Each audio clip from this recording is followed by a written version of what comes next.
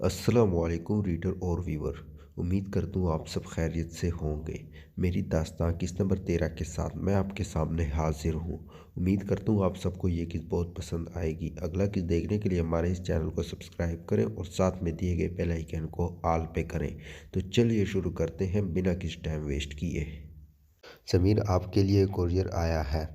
वो सब बैठकर डिनर कर रहे थे कि मुलाजमा ने आकर कहा, मुझे कौन भेज सकता है? समीर ने सोचा। ओके, अंदर भेज दो, समीर ने कहा। वो बहुत बड़ा बॉक्स था। जन्नत और अलीशा हैरान थी। वाह समीर, तुम्हें किसने भेज दिया? जन्नत ने हंसते हुए कहा। समीर ने अनबॉक्सिंग की, लेकिन जैसे जो बॉक्स खुला सब शॉक्ड थे। सबसे पहले एक इंसानी खोपड़ी निकली और नीचे जिस्म के टुकड़े थे, साथ एक चिट थी। इस इंसान से ज़्यादा बुरी मौत तुम्हें दूंगा। समीर ने वो पर्ची देखी और अपने जेब में रखी। ये क्या मजाक है? आयशा बेगम ने गुस्से से कहा। अम्मी, मैं ऐसे चो हूँ। मेरे घर ये सब आना नॉर्मल है। हज़ारों दुश्मन है। आप लोग रिलैक्स रहो, मैं देखता हूँ। चीफ जस्टिस और समीर बाहर आ गए। समीर, किसने भेजा है? चीफ जस्टिस ने पूछा। बाबा, पता नहीं किसने भेजा है, लेकिन ये चिट भी भेजी है। चीफ जस्टिस ने चिट देखी। तुम रिलैक्स रहो, मैं देखता हूँ। और चीफ जस्टिस सोचने लग गया।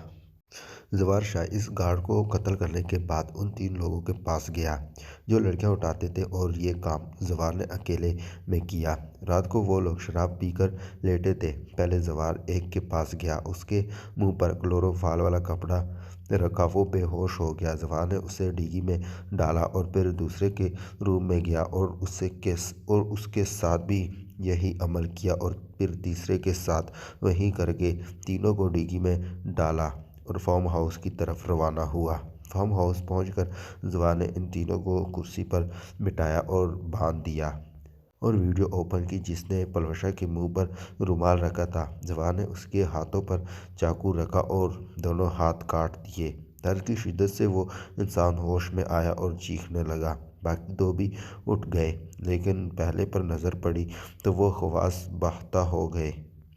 हमने क्या बिगाड़ा है? एक ने रोते हुए कहा।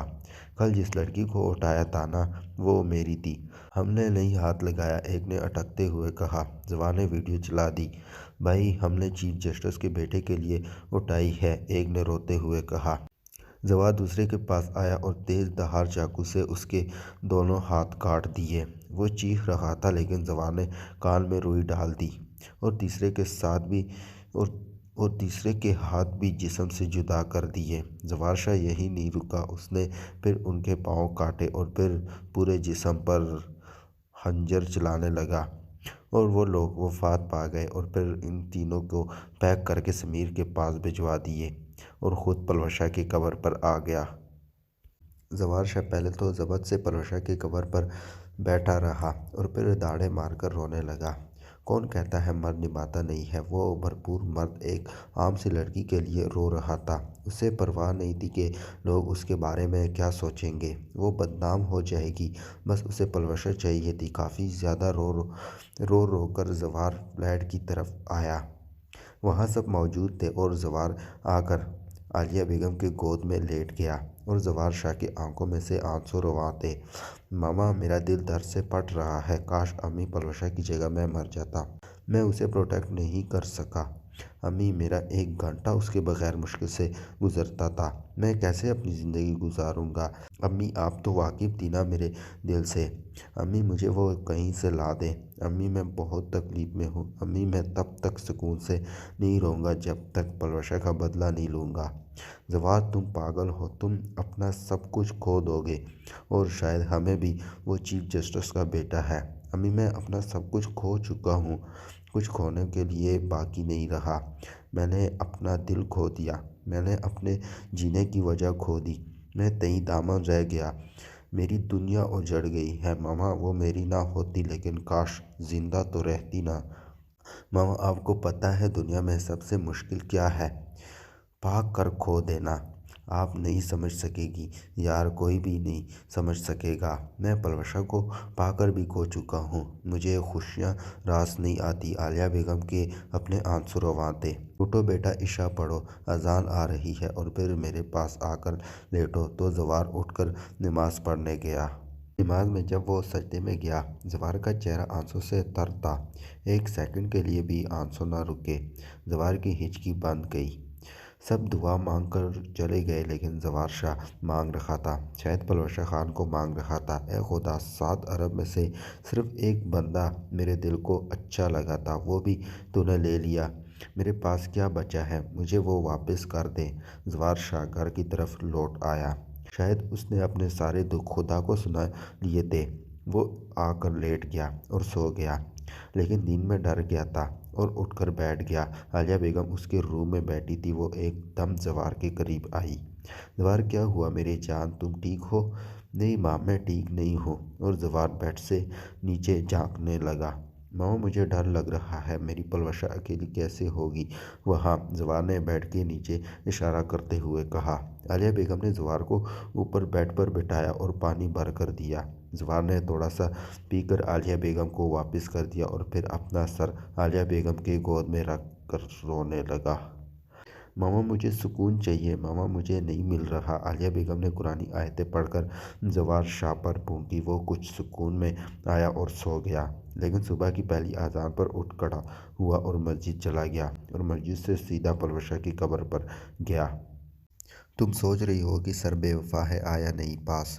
میں بے وفا نہیں ہوں یار، لوٹ آؤ نا، زوار نے داڑھیں مار کر روتے ہوئے کہا اور پلوشہ کے لیے مغفرت کی دعا مانگنے کے لیے اٹھ کھڑا ہوا۔ میں کیسے مانگوں تمہاری مغفرت کی دعا؟ مجھے تو آج بھی تمہاری موت کا یقین نہیں ہے، زوار نے روتے ہوئے کہا اور پھر فاتحہ پڑھ کر گھر کی طرف بڑھا۔ زوار کے پاس کچھ ثبوت تھے۔ سمیر کو تو زوار نے عدالت میں کیس کی سماعت کروائی، بہت مشکل سے پلوشہ کے والدین کو منایا۔ جج کی کرسی پر سمیر کا باپ موجود تھا۔ زوار چپ کر کے صرف سماعت سن رہا تھا۔ پلوشہ کے والد صاحب عدالت کے کٹہرے میں آئے۔ اے بادشاہ وقت، مجھے انصاف دے دے، میری بیٹی کو انصاف دے دو۔ میرا تعلق غریب گھرانے سے ہے، آپ کے بیٹے نے میری بیٹی کو مار ڈالا، یہ کچھ ثبوت ہے تو سارے جج نے دیکھے۔ سمیر کے وکیل نے سمیر کی فلائٹ کی ٹکٹ دکھائی۔ سر، میرا موکل پاکستان موجود نہ تھا، یہ جھوٹ ہے۔ اگر میں ثبوت کر دوں سمیر پاکستان تھا پھر؟ زوار شاہ نے پتہ پھینکا۔ سر، میں اس فلائٹ کی کوریج اسٹور کر کے دکھاتا ہوں، آپ 10 منٹ دے دو، زوار نے اٹھ کر کہا۔ ایک جج نے اجازت دے دی اور زوار نے فلائٹ کی آل کوریج ہیک کر لی اور پورے فلائٹ دکھائی، لیکن کہیں پر سمیر الطاف نہ تھا اور پھر کرسی پر آ کر بیٹھ گیا۔ تمام گواہوں اور ثبوتوں کو مد نظر رکھ کر عدالت اس فیصلے پر پہنچی ہے کہ سمیر کو 10 سال عمر قید کی سزا سنائی جائے۔ سمیر کی آنکھیں کھل گئیں کیونکہ یہ سزا اس کے باپ نے سنائی اور سمیر کو جیل کی طرف لے جایا جا رہا تھا۔ زوار خاموشی سے پلوشہ کی قبر کی طرف آیا اور سرہانے بیٹھ گیا۔ تمہیں پتہ ہے تمہارا مجرم اب کھلے عام نہیں گھوم سکے گا، اسے سزا سنا دی گئی ہے، جب وہ آزاد ہوگا زوار شاہ اسے مار ڈالے گا۔ اور فاتحہ پڑھ کر گھر کی طرف روانہ ہو گیا۔ آج پلوشہ کے گھر والے بھی اپنے گھر جا رہے تھے، لیکن جیسے جو گھر پہنچے آگے ان کے گھر کے اندر کچھ لوگ موجود تھے۔ پلوشہ تو عزت کی موت مری ہے، لیکن یہ بیٹیاں پورے علاقے کے سامنے بے عزت ہو کر مرے گی، ورنہ سمیر کو معاف کر دو اور ہم سے پیسے لے لو، ایک نقاب پوش نے کہا۔ جب پلوشہ کے باپ نے اپنی بیٹیوں پر گن دیکھی تو وہ مجبور ہو گئے۔ مجھے منظور ہے، کل صبح میں عدالت میں ضمانت کروا دوں گا، ابھی میری بیٹی کو چھوڑو۔ نہیں، عدالت ابھی کھلے گی، اگلے نے کہا۔ چلو میں ساتھ چلتا ہوں، اور عدالت رات کو 12 بجے کھلی۔ میں سمیر الطاف کو معاف کرتا ہوں اور میں نے قصاص میں پیسے لے لیے، پلوشہ کے باپ نے کہا۔ یہ بات سوشل میڈیا پر پھیلی تھی۔ کیسا باپ ہے؟ اور زوار شاہ جو ابھی لیٹا تھا، نوٹیفیکیشن دیکھ کر شاک ہو گیا۔ صبح کے اخبار میں سمیر الطاف کی رہائی کی خبریں چھپی تھیں۔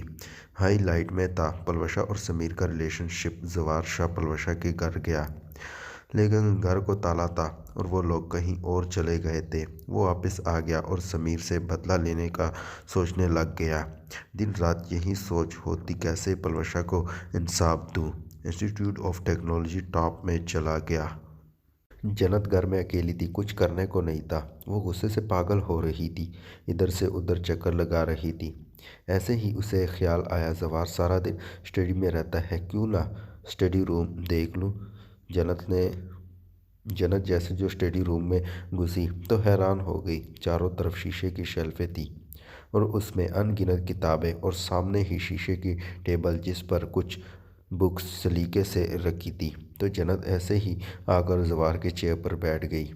सामने ही एक कपल चैट का एल्बम पड़ा था जिसके ऊपर पलवशा एंड जवार लिखा था। तो जन्नत शॉक हो गई और उसने वो खोला।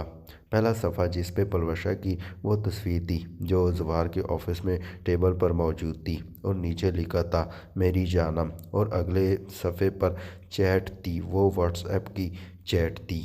हेलो, कौन बंदा ना चीज़, आप मुझे बता दें आप कौन है और मुझे क्यों मैसेज कर रहे हैं, वरना मैं आपको ब्लॉक कर दूंगी। पलवशा और जवार को पहले दिन से चैट मौजूद थी।